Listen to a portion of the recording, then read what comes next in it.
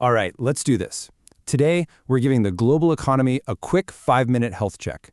We're cutting through all the noise and jargon to get a really clear snapshot of where things stand right now.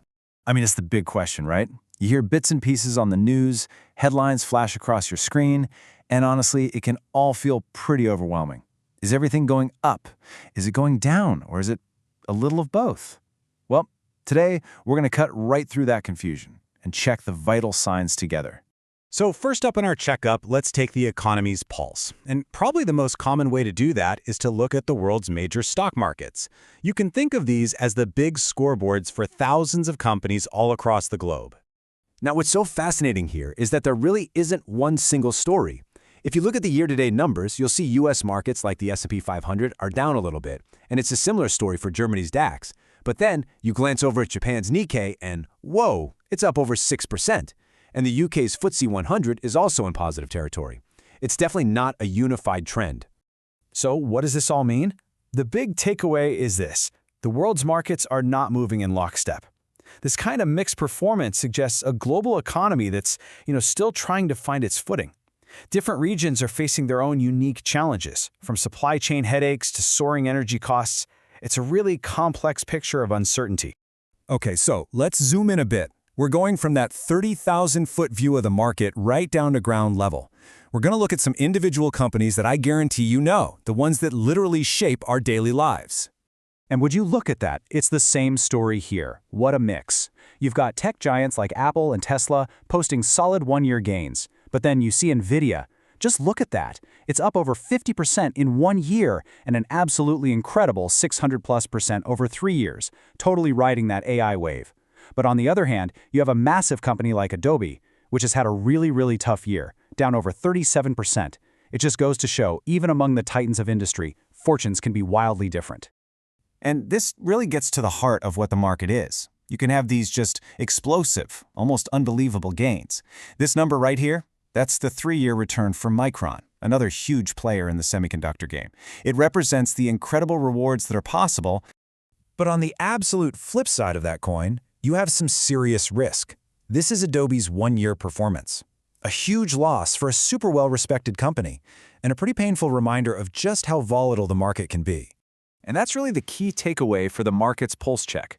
This explosive growth from a company like Micron and the painful drop for a company like Adobe, they are happening at the exact same time.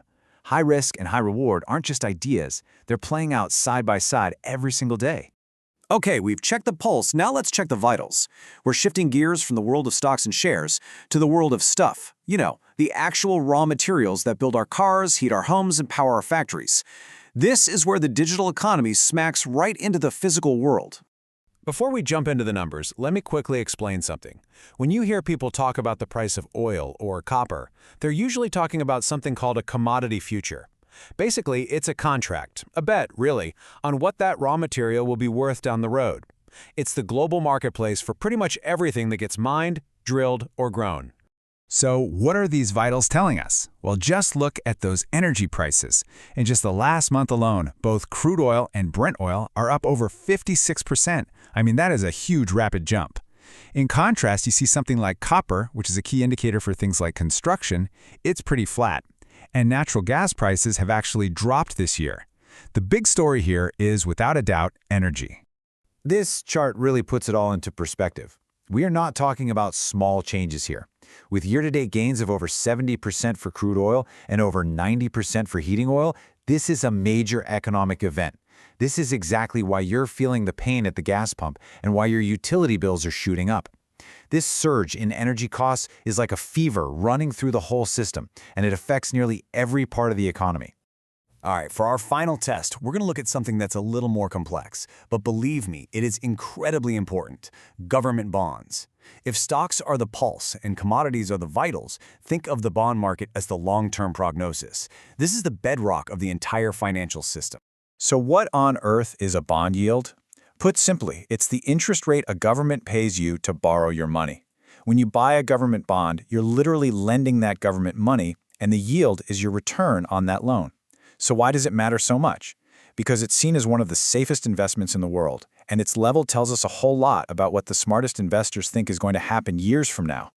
Let's just use Germany as an example here. one of Europe's most stable economies. Right now, investors are demanding about 2.4% to lend the German government money for 2 years. Okay. But to lend them that same money for 10 years, they want almost 3%. So what does that little difference tell us? Well, it tells us that investors want to be paid more to lock up their money for a longer period of time. They're basically building in a risk premium.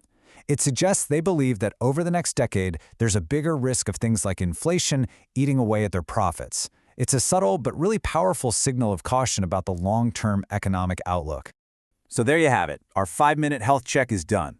Let's recap. The pulse, it's volatile, with huge winners and huge losers sitting right next to each other. The vitals, they're showing a high fever in energy prices, which is putting pressure on the whole system. And the long-term prognosis, well, it's one of caution. So the next time you see a financial headline, hopefully you'll have a little more context for what it really means. Because the important part isn't just knowing today's numbers. It's about asking what they might be telling us about tomorrow.